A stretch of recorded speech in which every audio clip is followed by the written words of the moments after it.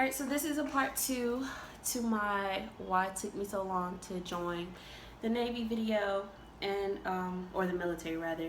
So I think I left off with I got pregnant 2 months out of high school.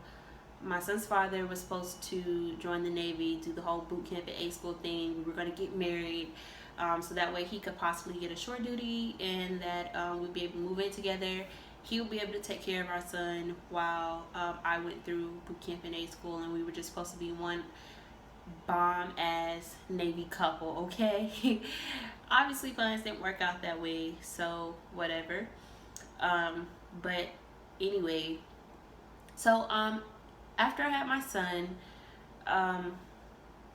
what happened? Oh, after I had my son, I was like, all right, he's born now. I need to, start getting, ready for joining the military. So after my 6 weeks were up, I picked the same day I had the appointment, and my doctor cleared me. I picked my mom up from work, and then we went to a Army recruiting office, and I just pretty much, as soon as I walked in there, he was actually talking to somebody else. One of the recruiters was talking to somebody else, and he kind of set me down in there too, and he was just like, he was talking, and then he looked at me and he was like, what are you doing? And I was like, I want to join the Army. And he's like, I will put you in the Army, but I'm not going to do any. He was like, well, how old is, the baby that you're holding? I said, he's 2 months. And he said, I'm not doing anything with you until that baby turns 6 months, because legally I can't do that. He said, we could try to do a waiver next month when my son turned 3 months. He said, but normally they won't, accept mothers until, 6 months after they have a baby. Which I heard is the same thing, like if you have an abortion, you have to wait 6 months, but I'm not sure on that one. But I know if you actually have a baby, though, you have to wait 6 months. So I was like, okay, that's fine. I'll wait a few more months. So that's what I did. I waited a few more months. In that time, I was working, and I was actually liking my job. I wouldn't say I loved it. I liked it. It was doing what I needed it to do at that moment. And then the day my son turned 6 months old, thankfully that was my day off, and I was super excited too. I woke up that day and I asked my dad if he could watch my son, and he said yeah. So I immediately got in the car, and I just started driving. And I knew I was going to a recruiting office, but I didn't know which one. I didn't know if I was going to go to an Air Force recruiting office, Army, or the Navy. Those three had been on me heavily, and I just didn't know who I was going to show up to. Well, I ended up driving to a Navy recruiting office, and I was like, you know what? I need to pick a branch and stop being crazy about it. So I picked the Navy, and I was like, I'm going to do this. I walked in there. It was super busy that day. They had people shipping out, actually going to boot camp that day, and then they had people who were just going to MEPS for physicals and everything like that. And then they had a few people in there who was just getting information or talking with the recruiter, signing some paperwork or whatever. So when I came in there, it was kind of hectic. And one of the recruiters, he just gave me a piece, one of the little sign-in papers, not sign-in, like the information paper where I write all my contact information down on. And then I just sat there. And so one of the recruiters, he actually, he walked past me. He was like, hey, are you okay and everything? And I was like, yeah. And he was like, is somebody helping you? I was like, no, I just want to join the Navy. I don't have anybody. I just stuttered, y'all. I was like, no, I don't have anybody that I'm working with. And he's like, okay, follow me. So we go back in the little room where they do the ASVAB practice test at, and he's looking at my information that I put on the paper. He's asking me questions, and I'm telling him about my son and everything like that. And he's telling me that he came in, with kids and how he had to do it. So he told me to do temporary custody agreement. So pretty much I'm giving up temporary custody of my kid to my parents. And I was okay with that at first. I was like, it's only temporary. So I was okay with it because I was not trying to do permanent. Well, long story short, while I was doing all of that, I was still going up there to see him because I was still trying to take my ASVAB and everything. Y'all, I took the ASVAB 3 times. I'm just gonna let y'all know this. I took it 3 times. First time I made it 19. The second time I made it 35, and the third time I made it 43, and I got in with that 43.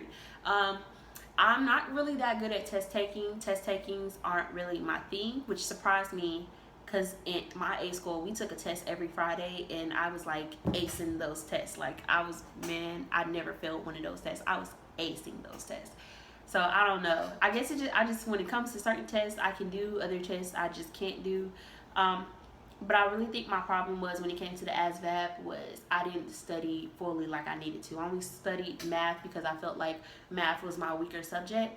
And so when it came to the other subjects, I felt like I didn't need to study them as much because only the 2 math sections and the 2 reading sections count towards your ASVAB score. But that's true, but it's not true because it actually is like it goes by what you make on every single section. Almost every section. They count. So the higher you make in other sections, the higher your ASVAB score will be. So I wish I would have known that. So I am going to be retaking my ASVAB, you guys. I will.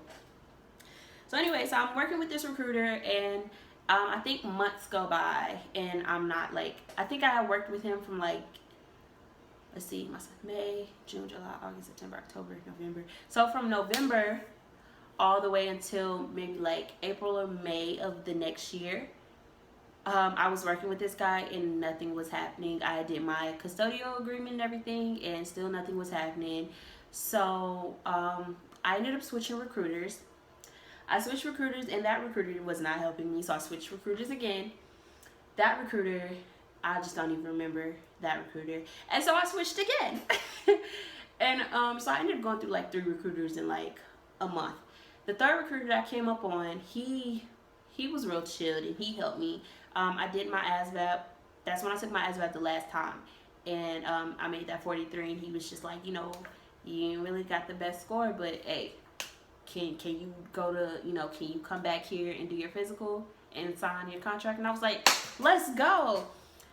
So he was going to have me come back to do my physical, but I told him I was moving to Texas pretty soon. So he was just like, he didn't really want to finish working with me after that. So that ended that. And I think this video may go into part 3, you guys, but I'm gonna try to summarize it real quick. So I ended up moving to Texas. Before I moved to Texas, I stayed in Louisiana, Baton Rouge, for like a week with my family, my mom's side of the family. And I went to a recruiting office out there on my birthday of last year, and I talked to them, and I told them about what my first recruiter did about the temporary custodial agreement. They were like, no, that's a lie. Oh my God, you're going to go through hell when you get there. So they was like, just marry your son's father, just marry him, or we don't care who you marry, just marry somebody. And so I was like, okay. Called my mom, tried to tell her. She was like, no. I started crying. It was a whole thing, you guys. It was a whole thing. But their recruiter was actually really, really nice.